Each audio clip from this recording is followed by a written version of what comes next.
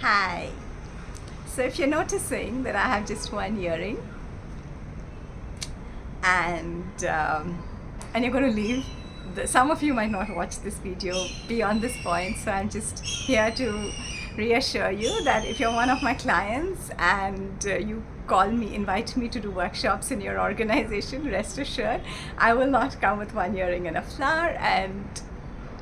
And yes, and for others, I'm not changing my profession, but I'm just here to speak today about something that deeply matters to me. And if you stay on, you'll know what it is and you'll know why I'm talking about it today. So here's the thing. Why am I wearing one earring? Not just for the sake of it, because I actually lost its partner. I've lost one, and which means, what do I do with the one that's remaining? I don't wear nose rings, so I just have to throw it away or put it away or turn it into an ornament, and which I've done with previous things, right? But I want to wear it, and I don't want to not wear it because I can't mix and match and do and create an ensemble, a dress, a way of dressing that is mine, even if it doesn't match standards outside or the norm, right? I'm going to go deeper into this. And yes, this is a real flower, and I love flowers. Now, first things first. No, I'm not crazy, okay? And I've never been crazy, not as a kid, not as a teenager, not as a 20-year-old, 30-year-old, or in my 40s. But what I have done a lot is to censor myself in terms of what I talk, in terms of how I dress, in terms of what I say. Not because I wasn't clear inside of my head about what I wanted to do, and let's stick to dressing here the way I wanted to dress, but because it wasn't received outside in the way that I would like it to be received, which means I was not received the way I would want to be received, and therefore I could not do what I wanted to, or I would get judged and labeled. And that continues, by the way. So right now I said, if you call me to do a corporate workshop, I'm not going to come like this. I'm going to come in semi-business formals, like the business formal versions that I'm comfortable with. So I've hit a compromise there. And but why? Because I don't want my dressing to get in the way of my students or participants receiving me, and therefore receiving what I have to offer to them. And that's it. In my personal spaces. And yes, I do think of LinkedIn as a personal space. I want to start showing up, dressing up more in a way that aligns with me and lights me up. Why? Because very recently, a childhood friend of mine had a heart attack, and she thought she would die, but she didn't. Bless your soul, Sumitra, and your courage. And she came out and talked about it, and she was talking about her thoughts, what was going on in her head when she thought she might not make it through. And I started just thinking about, and she's 48, I'm 47. I'm like, what if this happens to me tomorrow? What would I regret, and what would I feel like is incomplete? And fortunately, I have been crafting my life, and in terms of my work, relationships, I've done a lot of, I can bring, my authentic self and thoughts and views. But this one thing of dressing still remains a place where I am so scared and so worried about just being myself. Why? Because maybe my tastes are a bit eclectic. Maybe I'm eclectic, right? Maybe my choice. So I'm going to take you back to my childhood. One of my favorite hobbies, and maybe, was dressing up my dolls. And I never bought a single dress. I never bought dresses. So the doll would come with a dress from the shop, but I would be cutting, stitching every old fabric, my own old things, and stitching them, sometimes spinning them together, staples, sometimes just hooking them on. Very creative, very improv. I didn't have the patience, although I knew stitching and embroidery, and just by temperament, I didn't have so much of a patience to sit and do the hemlines. So they would never have hemlines, they would be tattered. And Yeah, and I loved it, and I think all my dolls looked adorable. The creative process of dressing them up was beautiful. I enjoyed me, it lit me up, it was so much fun. Now, here's what I didn't enjoy doing though. I did enjoy dressing myself up. Why? Because there I had to be perfect, and dressing up was always a stressful thing. I enjoyed dressing my dolls, but not myself, because with me things could go wrong and my mom wouldn't like it or someone else would find faults, and I couldn't have the hemline tagging and I couldn't just do what I wanted to, even though now I now realize that is art, that is beauty, right? My son is 17 and he's so like, he will go anywhere he wants wearing whatever he wants with it is, and I'm like, wow, I want to be like that. Right, so this is not just about choosing my colors, but also being willing to, I actually think I have thought about this quite deeply as a kid, as a teenager, and even now, and I'll share that with you. I don't think there's anything wrong if something is not hemmed, other than the utility part. And if anyway we're thrashing the clothes, it can just be beauty, right? Or if there are tears in places that you don't mind there being tears, like if this dupatta has a tear, it doesn't really bother me. It's just like, it's a whole design, right? As long as I feel like using it and wearing it. And I now think it's also more sustainable for the planet. I won't be throwing clothes. But as I grew up, I got into this whole, one is of course going to convent school, right, where it has to be all neatly ironed, and the hemline has to be perfect and no string has to be, all of that stressed me out. And then came the beauty pageants. Yes, I had my share of them, a few, and it's all about the perfect, and then the whole makeup thing, and then I abandoned makeup, and then I got so fed up with the whole dressing game that when I was in London once, I sort of went on this, I'll only wear white t-shirts and jeans and that's it, right? And I did that for 3-4 years, but that wasn't fun. Also, I like colors, I like flowers, I like jewelry, but I was so scared and afraid because I was always just getting things wrong, and I was so afraid of judgment. My first marriage, I was married into a Punjabi family, and they're very nice people, but difference even higher. If my mom had high standards of dressing, there was my mom-in-law. So every family wedding or something, she'll call some, relative or a sister-in-law, call me, इसको ठीक से बना के लाओ, इसका साड़ी ठीक करो, पल्लू ठीक करो. Like, I just couldn't get anything right. I was always wrong.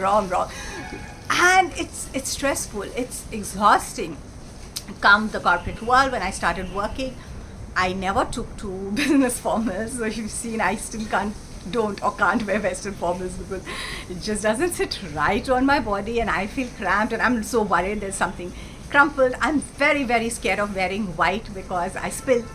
By the way, just because I spill food and I'm clumsy, and I also sit a lot on the ground. If I go somewhere, you'll see me parking on, sitting on the ground. Of course, things get muddy and brown, right, and dirty. I'll play with animals and they come with their paws, even street dogs. So having a white, clean formal shirt, or even a light pink shirt or a mauve shirt, those things don't work for me. Prints work for me, or dark colors, where I can still be myself. So I started finding those things, but still the tension. So if I have to go into the workplace, like even now, I am not that stressed about my content. I'm very confident about my content. I'm very confident. Even then, I was always being confident about my content, but my dress, I am so scared, so insecure. And I experienced this even just yesterday. Yesterday was Onam, so my parents had visited and my in-laws were here, and I had to wear the white sari, the Mallu white sari. I'm sort of half Mallu kind, okay? And that's a story for another day. So I was like, so worried, and then we were serving all the sadhya, the 22 dishes with liquids in that white sari. I'm like, this is insane. I couldn't enjoy Onam. And then after that, it was time for me to eat, and I wore a black t-shirt on top of it and ate, and as soon as everything was done, I was like, out with it. Not because it's such a beautiful sari, and I might post some pictures, and yeah, I was like, people said I was looking fine also, and I might have been looking good, but I didn't feel good. I was so tense and so stressed. Now the question is that the way I want to be when I'm working, when other people are working, when I'm with family, even when I'm with vacation? Because yeah, my husband wants to, like, he has his preferences, and it's tough. But So here I am, a acknowledging that it's tough, sharing, because maybe why? Because maybe there are others like me. Maybe there are others who are close to 50 like me who are now saying, maybe it's finally time we give ourselves permission to dress as we want to. But maybe there are also youngsters there, little girls like I once was, always being told, dress like this is pretty, this is good, this is right, who have, and I know I have, I enjoy dressing because I enjoy dressing my dolls, and I know I have my own unique way of beauty because I love the way my dolls look, and frankly, I want to love the way I look in a mirror. Not, I don't really care that much whether, I mean, you know, I'm pleasing others with my choice of looks. So like I like looking at me myself with this flower. So it's also about giving permission to those little girls and hopefully changing a bit of the norms, at least in the workplaces and all of that, because so that when these little girls grow up and they are entering the workplace, they are not worried with this, what am I wearing and is it getting spoiled and am I looking okay, but they can actually just focus on the work they want to do and what work they've been hired to do and the work they have to do. I can assure you, the way I think, the quality of my thinking or the quality of my ideas or my performance or how I write or how I speak, all of that doesn't change when I dress differently. It doesn't, right? You give me a problem to solve, I will solve it. In fact, I might solve it better when I'm feeling happier, and I might feel happier when I'm dressed up the way I want to dress up. So if at all, it will have a up on the performance. But I get the other part, that it will have, like in teaching, it could have a down in my performance because I walk into a class and people are like, why would we listen to her? Because in their mental models, they are like, this is not how a professor or trainer talks. And so they shut off their listening and they don't listen to them. So I get these two things, right? Which is why, but when we change the social norms itself about how dressing up in any way is received, here are the benefits, right? One, people like me can show up the way they want to. B, I think it's also more sustainable. We don't have to keep shopping because I'm creative and a lot of people are creative, and we can be creative with our dresses. Now, it's not about creating a new fashion brand saying somebody is taking all the old clothes and patching them up, and bless their souls. I'm glad people are doing that, recycling and stitching it all up together, and then I'll go to a shop again and buy the patchwork dress, right? So I have bought patchwork dresses and I love them. But this is about giving me the permission to be the patchworker in my house. Right? So doing it myself, doing it with my own clothes, not having to turn that into another go, buy, receive. And this might not work for some people, but I also know it will work for some people. And this is for the some people that it works for.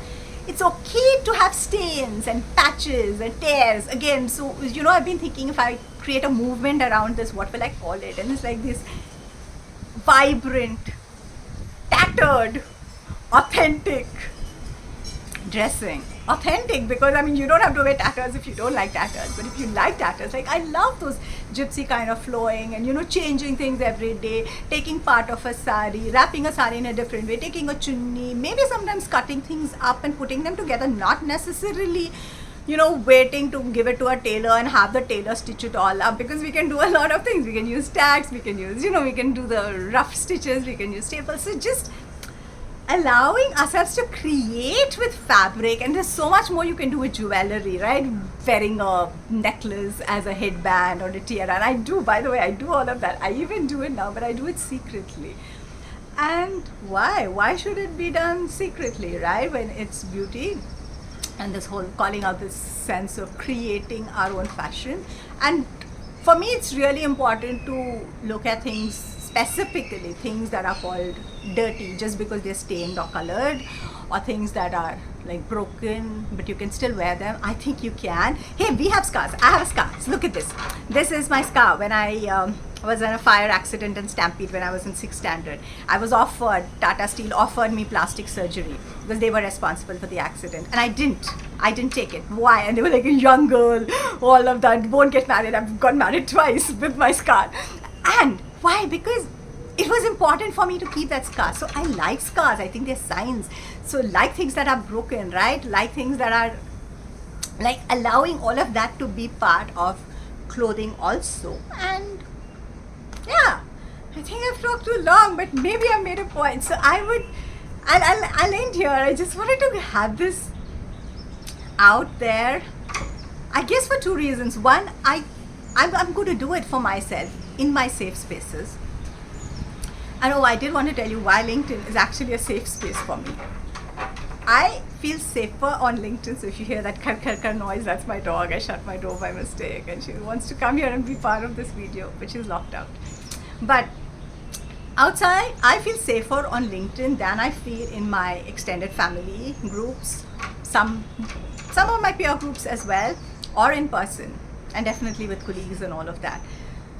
Why? And I've thought a lot about it. It's because my greatest fear and trauma, if I may say, growing up has been labeled crazy. She's crazy. She doesn't know anything. Kuch bhi, right? Happened as a kid, then happened as a teenager, happened older, still happens.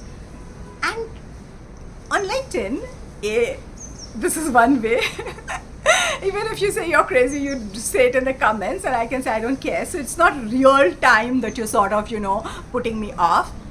And the second thing is, I have all my degrees and I showcase my work and all of that. So there's sort of enough proof that no, I'm not crazy. I do meaningful work. I do make money, which is what a lot of people seem to value. I do all the things that, supposedly sane people do, and I can do them, and therefore just because I'm also being myself or wearing a flower, it doesn't make me crazy or saying what I do. So actually LinkedIn is a funny, right? Safe space, safest space for me.